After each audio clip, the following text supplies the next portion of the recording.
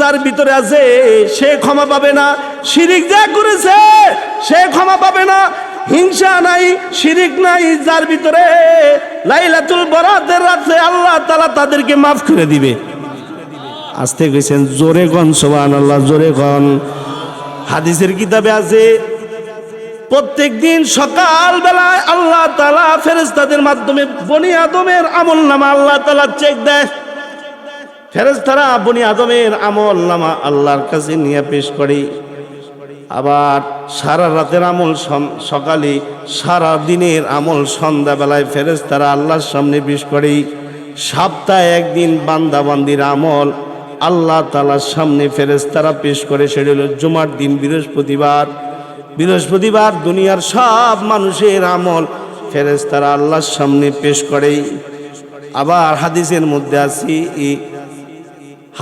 মধ্যে আছে শবে বরাতের রাত্রি দুনিয়ার সব মানুষের আমল ফেরেশতারা আল্লাহর সামনে পেশ করে। তাতে যাদের ভিতরে শিরিক নাই, যাদের ভিতরে হিংসা নাই, এরকম দুই প্রকারের মানুষ তারা বাকি সব মানুষের আমল দেখা আল্লাহ তাআলা গুনাহ যদিও করে থাকি তাহলে আল্লাহ তাআলা গুনাহগারদেরকেও শবে বরাতের রাতে মাফ করে দেয়। সুবহানাল্লাহ। অন্য হাদিসে আছে শবে বরাতের রাতে এবং শবে কদরের রাতেও আল্লাহ তাআলা বান্দাবান্দির আমল দেখতে থাকে। দুনিয়ার সব মানুষের আমল ফেরেশতারা আল্লাহর সামনে লাইলাতুল কদরের রাতে আল্লাহর সামনে পেশ করে। আল্লাহ তাআলা লাইলাতুল কদরের রাতে বান্দাবান্দির আমলগুলা দেখি। এতে এই দুই বাত গুণ যাদের ভিতরে নাই আল্লাহ তাআলা তাদেরকে সাধারণ ক্ষমা ঘোষণা করে। সুবহানাল্লাহ। লাইলাতুল বরাতের রাতে দুই প্রকারের মানুষ ছাড়া সব মানুষদেরকে আল্লাহ তাআলা মাফ করে দিবেন। আস্তে কোন সুবহানাল্লাহ। দুই প্রকারের মানুষ ছাড়া বাকি যত মানুষ আছে সব মানুষদেরকে আল্লাহ তাআলা এই রাত্রিতে মাফ করে দেন। দুই প্রকারের মানুষ, প্রথম প্রকারের মানুষ হলো যারা মুশরিক। একটু আগে আপনাদেরকে বয়ান শুনেছি হযরত আব্দুল্লাহ রাদিয়াল্লাহু আনহু, উনি মুশরিক ছিলেন, কাফের ছিলেন, বহু খোদার বিশ্বাসী ছিলেন। যখনই মুহাম্মদুর রাসূলুল্লাহ সাল্লাল্লাহু আলাইহি ওয়াসাল্লামকে তিনি পায়া গেলেন এবং আল্লাহর রাসূলের দাওয়াত তিনি শুনলেন, সাথে সাথে সব খোদা ছাইরা এক খোদার বিশ্বাসী হয়েছেন। আপনাদেরকে জিজ্ঞাসা করি, আল্লাহ কয়জন? একজন। কুল হুয়াল্লাহু আহাদ আল্লাহুস সামাদ লাম ইয়ালিদ ওয়া লাম ইউলাদ ওয়া লাম ইয়াকুল লাহু কুফুয়ান আহাদ। এই সূরায় আল্লাহর পরিচয় তুলে ধরছে। আল্লাহর বন্ধুকে বলে, বন্ধু আমি একজন, আমার সাথে কেউ নাই, আমি একা, আমি কাউ থেকে জন্ম নেই নাই এবং আমি কাউকে জন্ম দেই নেই এবং আমার সমকক্ষ কেউ নাই, আমি একজন। আল্লাহ কয়জন? যে শিরিক মুক্ত আছে, দুই নাম্বার যে কিনা হিংসা মুক্ত। এই দুই বদগুণ যাদের ভিতরে পাওয়া যাবে না, আল্লাহ তাআলা ওই মানুষগুলাকে লাইলাতুল বরাতের রাতে মাফ করে দেয়। যে কিনা শিরিক মুক্ত আছি, শিরিকের দুর্গন্ধ যার ভিতরে নাই, যে কিনা শিরিক করে সে জান্নাতে যাবে না। আল্লাহর কোরআনে বলে, ওয়া মান ইউশরিক বিল্লাহি ফাকাদ হারামাল্লাহু আলাইহিল জান্নাহ। যে কিনা আল্লাহর সাথে শরীক করলো তার জন্য জান্নাত হারাম হয়ে গেল। জান্নাত যাইতে বলে শিরিক করা যাবে না। সূরা লোকমানে আছে, হযরত লোকমান তার ছেলেকে ডাইকা বলে, ইয়া বুনাইয়া লা তুশরিক বিল্লাহ ইন্নাশ শিরকা লাযুলমুন আযীম। এই সন্তান, আল্লাহর সাথে শরীক করো না, কারণ শিরিক এটা মহা পাপ। এই পাপ কিন্তু ভুলেও করবা না। আল্লাহর সাথে যারা শরীক না করবে, দুই নাম্বার যে কিনা দিলের ভিতরে অন্যের ব্যাপারে হাসাদ না রাখবে, হাসাদ হিংসা। কিছু মানুষ আছে দিলের ভিতরে হিংসা লালন করে, হায় রে অমুকে আগায় গেল গাড়ি, হায় রে অমুকের ছেলেটা এত ভালো চাকরি করে রে, হায় রে অমুকের মেয়েটা এত ভালো জায়গায় বিয়ে দিল। হিংসা ভিতরে কাজ করে। হিংসা যার ভিতরে আছে সে ক্ষমা পাবে না। শিরিক যা করেছে সে ক্ষমা পাবে না। হিংসা নাই, শিরিক নাই যার ভিতরে, লাইলাতুল বরাতের রাতে আল্লাহ তাআলা তাদেরকে মাফ করে দিবে। আস্তে কইছেন, জোরে কোন সুবহানাল্লাহ, জোরে কোন। হাদিসের কিতাবে আছে প্রত্যেক দিন সকাল বেলায় আল্লাহ তাআলা ফেরেশতাদের মাধ্যমে বনি আদমের আমলনামা আল্লাহ তাআলা চেক দেয়। ফেরেশতারা বনি আদমের আমলনামা আল্লাহর কাছে নিয়ে পেশ করে। আবার সারা রাতের আমল সকালে, সারা দিনের আমল সন্ধ্যাবেলায় ফেরেশতারা আল্লাহর সামনে পেশ করে। সপ্তাহে একদিন বান্দাবান্দির আমল আল্লাহ তাআলার সামনে ফেরেশতারা পেশ করে, সেটা হলো জুমার দিন, বৃহস্পতিবার। বৃহস্পতিবার দুনিয়ার সব মানুষের আমল ফেরেশতারা আল্লাহর সামনে পেশ করে। আবার হাদিসের মধ্যে আছে শবে বরাতের রাত্রি দুনিয়ার সব মানুষের আমল ফেরেশতারা আল্লাহর সামনে পেশ করে। তাতে যাদের ভিতরে শিরিক নাই, যাদের ভিতরে হিংসা নাই, এরকম দুই প্রকারের মানুষ তারা বাকি সব মানুষের আমল দেখা আল্লাহ তাআলা গুনাহ যদিও করে থাকি, তাহলে আল্লাহ তাআলা গুনাহগারদেরকেও শবে বরাতের রাতে মাফ করে দেয়। সুবহানাল্লাহ। অন্য হাদিসে আছে শবে বরাতের রাতে এবং শবে কদরের রাতেও আল্লাহ তাআলা বান্দাবান্দির আমল দেখতে থাকে। দুনিয়ার সব মানুষের আমল ফেরেশতারা আল্লাহর সামনে লাইলাতুল কদরের রাতে আল্লাহর সামনে পেশ করে। আল্লাহ তাআলা লাইলাতুল কদরের রাতে বান্দাবান্দির আমলগুলা দেখি। এতে এই দুই বাত গুণ যাদের ভিতরে নাই, আল্লাহ তাআলা তাদেরকে সাধারণ ক্ষমা ঘোষণা করে। সুবহানাল্লাহ। তাহলে যদি আমরা শিরিক করে থাকি, তাহলে শিরিক এক্ষুনি শিরিক ছেড়ে দিতে হইব। শিরিক মুক্ত একটা ঈমান আনতে হইব। আমানতু বিল্লাহি ওয়া মালাইকাতিহি ওয়া কুতুবিহি ওয়া রুসুলিহি ওয়াল ইয়াউমিল আখিরি ওয়াল কদরি খাইরিহি ওয়া শাররিহি মিনাল্লাহি তাআলা ওয়াল বাসি বাদাল মাউত। ঈমানে মুজমাল, ঈমানে মুফাসসাল আছে, ঈমানে মুফাসসাল আছে, ঈমানে মুজমাল আছে। আমানতু বিল্লাহি কামা হুয়া বিআসমাইহি ওয়া সিফাতিহি ওয়া কাবিলতু জামিআ আহকামিহি ওয়া আরকানি। আল্লাহর সাথে কাউকে শরীক করা যাবে না। দুই নাম্বার, দিলের ভিতরে কোনো হিংসা রাখা যাবে না। কারো বেলায় কোনো হিংসা দিলের ভিতরে রাখা যাবে না। যদি এই বদ দুই গুণ থেকে কেউ যদি বাঁচে, তাহলে আল্লাহ তাকে মাফ করে দিবি। সুবহানাল্লাহ। কিতাবে পড়ছি এই লাইলাতুল বরাতকে কেন্দ্র করে 6টা আমল পাওয়া যায়। কয়টা আমল পাওয়া যায়? আল্লাহর রাসূল তো হাদিসে বলছে, আমাদের বুজুর্গরা আমাদেরকে 6টা আমল একেবারে আঙ্গুল বরাবর ধরায় দিছে। 1 নাম্বার, লাইলাতুল বরাত যখন তোমরা পাইবা, পূর্ণ রাত্র ভাগ্যবান রজনী যখন পাইবা। কত মানুষ গেছে বছর হায়াতে বেঁচে ছিল, এই বছর লাইলাতুল বরাত সে আর পাবে না। আমরা যারা হায়াতে বেঁচে আছি, আল্লাহ তাআলা আমাদেরকে লাইলাতুল বরাতটা দান করেছি। এই রাতটা আমরা গুনায় কাটাবো না, এই রাত আমরা ইবাদতে কাটাবো, এই রাত আমরা নামাজে কাটাবো, তেলাওয়াতে কাটাবো, জিকিরে কাটাবো। যদি আমরা কাটাইতে পারি, তাহলে আল্লাহ তাআলা আমাদেরকে পুরস্কারে পুরস্কৃত করবি। 6টা আমল এই রাতকে কেন্দ্র করে পাওয়া যায়। 1 নম্বর, আল্লাহ যেহেতু পবিত্র, তাই আল্লাহ তাআলা পবিত্র জিনিসগুলা গ্রহণ করি। এই পবিত্র জিনিস আল্লাহ তাআলা পছন্দ করি, তাই ইবাদত বান্দা করবি, পবিত্র হইয়া বান্দা ইবাদত করবি।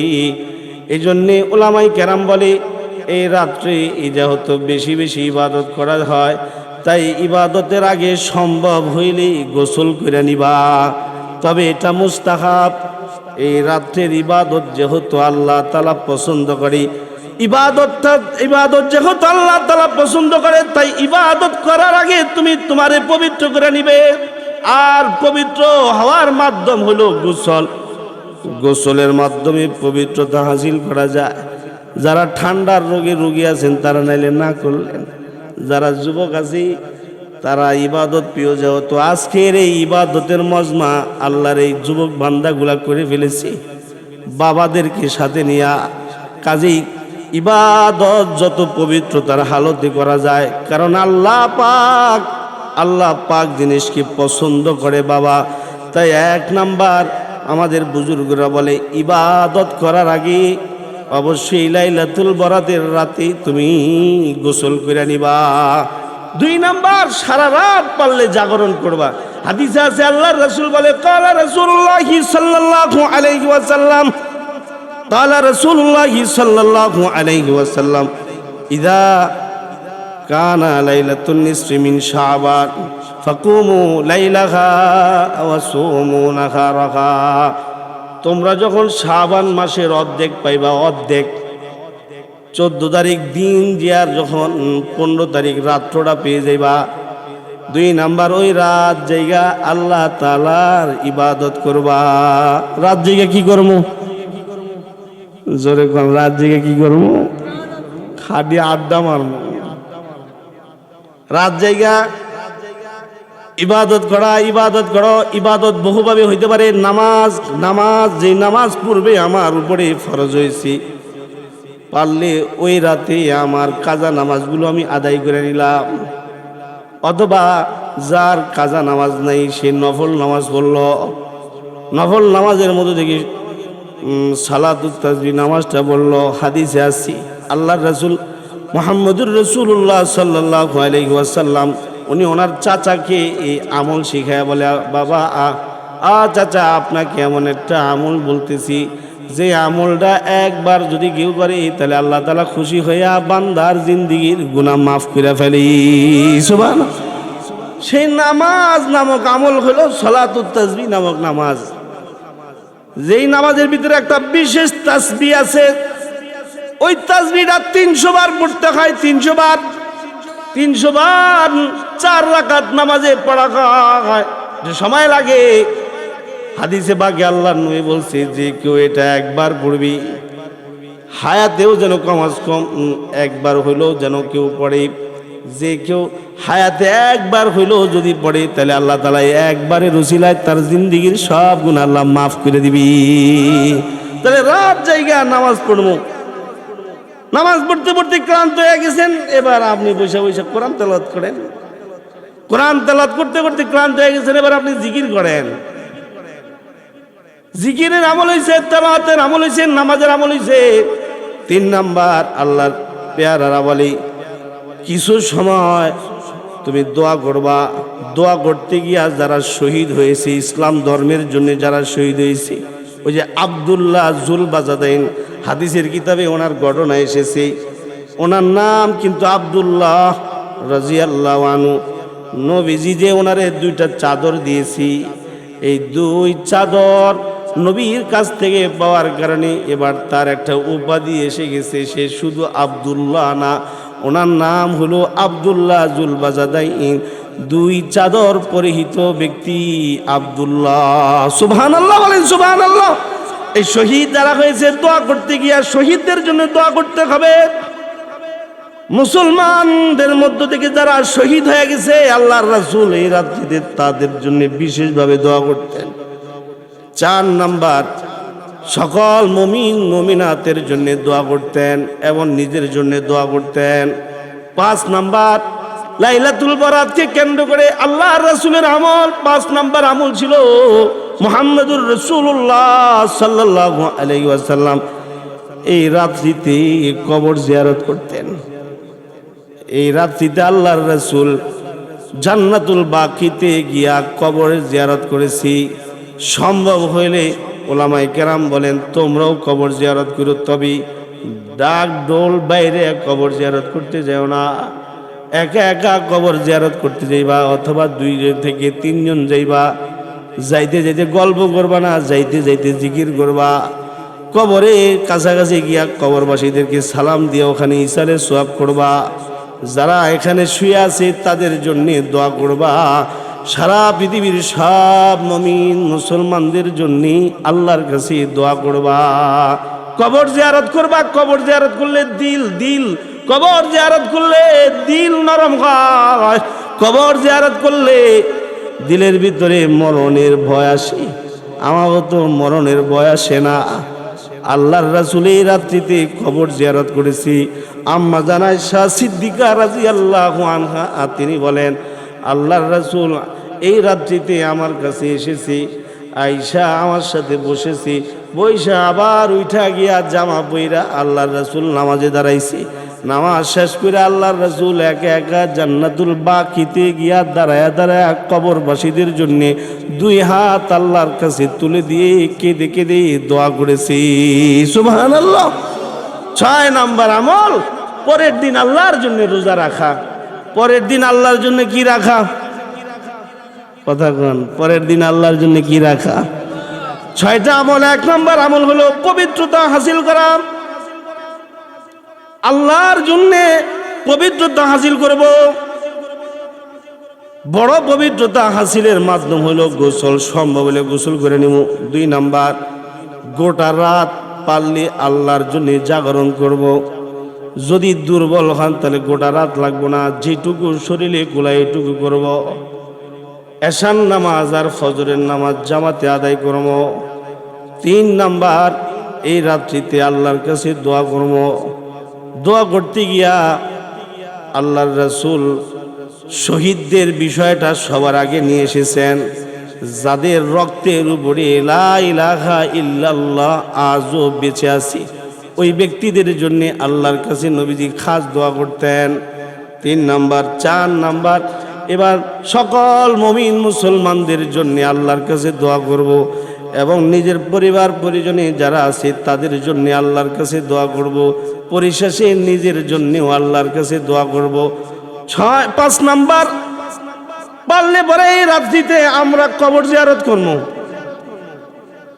রাত শবে বরাতের রাতে পারলে কবর জিয়ারত করব।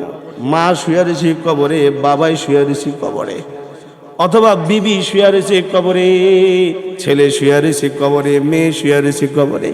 পাশে গিয়া দাঁড়ায়া, তাদের পাশে গিয়া দাঁড়ায়া তাদের জন্য আল্লাহর কাছে দোয়া করব। 6 নাম্বার, ওয়াসুমু নাখারাকা। সারা রাত ইবাদত করার পরে ভোর রাত্রে সেহরি খায়া পরের দিনের জন্য আল্লাহর জন্য রোজা রাখবো। হাদিসে আছে আল্লাহর নবী এই শাবান মাসে এত অধিক রোজা রাখতো যা অন্য কোনো মাসে রাখতেন না। আয়েশা সিদ্দিকা রাদিয়াল্লাহু আনহা বলেন, আল্লাহর নবী শাবান মাসে সবচাইতে বেশি রোজা রাখতেন। সুবহানাল্লাহ। আমরা যদি বেশি না রাখতে পারি, অন্তত পক্ষে শবে বরাতে দিনের বেলায় রোজাটা রাখবো তো ইনশাআল্লাহ। কারা কারা? আল্লাহ, অনেকে সাহস পাইতেছে না। হাত উঠে এখন বিপদে পড়ি। আরো একটা রোজা রাখবো, যদি একটা রোজা রাখতে না পারি তাহলে রমজানের রোজা রাখবো কেমন? এই রোজা রাখবো তো ইনশাআল্লাহ। রাত জায়গা ইবাদত করবো ইনশাআল্লাহ। মুরব্বীদের খেদমত করবো ইনশাআল্লাহ। মা বাবার খেদমত করবো ইনশাআল্লাহ। আল্লাহ আজকের এই সম্মিলন আপনি কবুল করেন। জোরে বলেন আমিন। হাত নামান। রাত হয়ে গেছে 1:45, আর দরকার নাই। দোয়া করি সবার জন্য, দোয়া মুরব্বীদের জন্য দোয়া চাই, যাতে আমার বাবারা যেন আমার এই যুবক ভাইগুলোকে বুকে টাইনে কাজ করতে পারে। এবং যারা মারা গেছে তাদের জন্য দোয়া চাই, যুবক ভাইদের জন্য দোয়া চাই। ওমর ফারুক আমার ভাই সব যুবকদেরকে সাথে নিয়ে এই পর্যন্ত আসছে। বাজার সত্য করে একটা কথা বলেন তো, আপনারা কি এদের উপরে অসন্তুষ্ট? তাহলে আপনারা এদেরকে মাফ করে দিয়েছেন তো? আপনারা এদেরকে বুকে টেনে নিবেন তো ইনশাআল্লাহ? আমি আপনাদেরকে হয়তো এরকম ভাবে বুঝাই দেয়নি, যা কিছু আল্লাহ বলবার তৌফিক দিছে তাই বলেছি। বর্তমান সময়ে আমাদের এই যুবকগুলো আমাদের জন্য অনেক বড় নিয়ামত। ওরা যদি বিপথে চলে যায় তাহলে আমাদের জন্য বিশাল বড় ক্ষতি। ওরা স্বেচ্ছায় যেহেতু দিন ধর্মের পথে থাকতে চায় তাহলে আমরা তাদেরকে উৎসাহ দিব। রাজি আছেন ইনশাআল্লাহ? আরে একটা সন্তান যার আউলা জাউলা হয়ে গেছে রে, আমরা ঢাকায় থাকি, এক সন্তান, ছেলের গুশির ছোড়ে বাবার 3টা দাঁত পড়ে গেছে। আপনারা তো বাবার টের পান না। এই নওজোয়ান যুবকরা যেই দিকে মানে ঝুঁকবে ওইটাই হবে। যদি তারা খারাপ হয় তখন আপনি আর আমি ঘরে ঘুমায়ও শান্তি পেতাম না। এই আকাম করবো, ওই আকাম করবো, এটা করবো, এটা করবো, আর আপনারে আমারে বেজ্জতি করবো। আর যদি ওরা ভালো হয় তাহলে এদেরকে তো সাহস দিতে সমস্যা নাই, বরং এদের খেদমত করতে। কি বলেন? মানুষ বুঝে, সময় হারায়া বুঝে। আল্লাহ আমাদের সবাইকে, আমাদের সন্তানগুলোকে বুকে রেখে বাকি হায়াত কাটাইবার তৌফিক দান করুন।